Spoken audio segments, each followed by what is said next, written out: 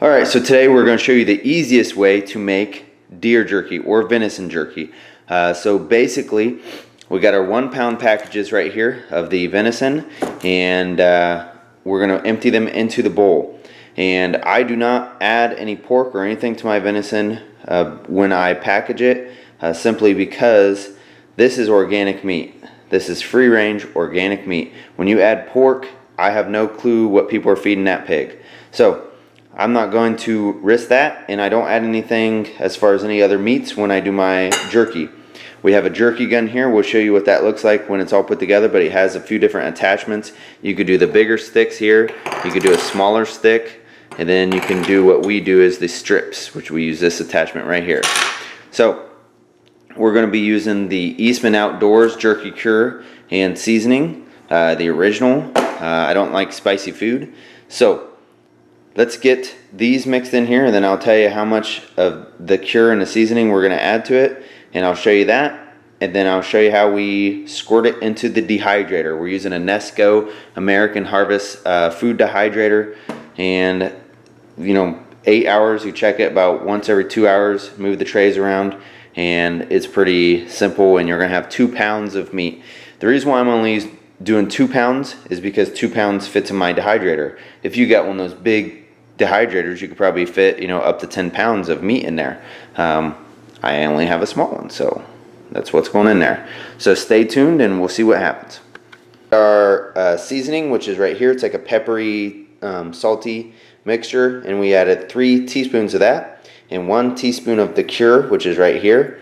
And what we'll do is, this is half of it, so this is 1 pound, so I'll put the other on top of it and I'll mix it together. Alright, so this is what it looks like. Basically what you do is you hand mix it all together. The direction says to add water, quarter cup for 2 pounds, or quarter cup per pound. We don't do that because it takes longer to dry out.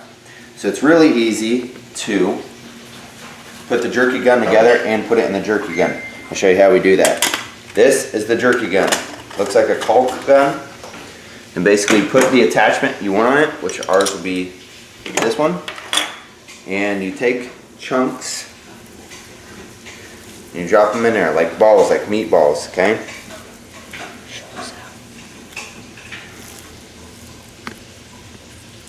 So once you get it packed in there like that,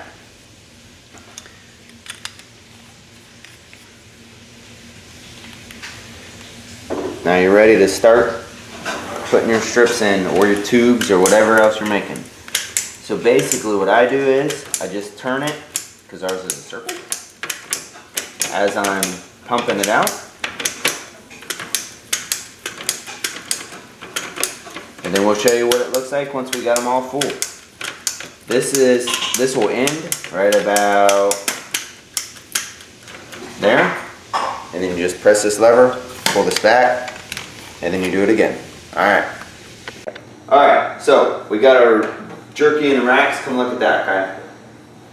We got 4 racks here, okay? All jerky. We got our dehydrator set at 155, which is recommended for the meats. You can hear it's working. Sends out air. So what we'll do is we'll leave that sit. We check it every few hours. We change the trays. So basically, look, we take this tray, move it up here, and vice versa, until all of the trays are cooked thoroughly. So we'll check back in a few hours. Alright, so here's the progress. We try it as we go along. So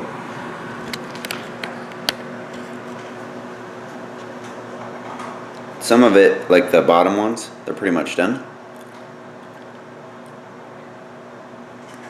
I like for good chewiness, and since it's the ground beef, it's not going to be really chewy like a steak.